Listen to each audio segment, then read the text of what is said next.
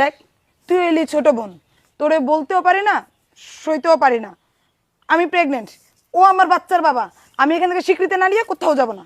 আল্লাহ এখন আকাম করছো, আকাম যে তুই করবাই তা প্রোটেকশন ইউজ করে লবা না, তাইলে তার ছাবো না পেটে আইতে না। এখন যদি তুমি দেশে ফিরে যাও তখন কি বাপ মাই তোমার মাইনে নেবে?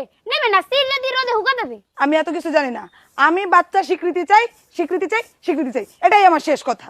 দেখো পরি, তোমার হিসাবে আমি এখন শ্বশুর, তোমার আব্বা। যেহেতু আমার সন্তান আকামটা কইরাই ফেলাইছে, এ জঘন্য কামটা কইরাই ফেলাইছে, তুমি পরিস্থানে চলে যাও।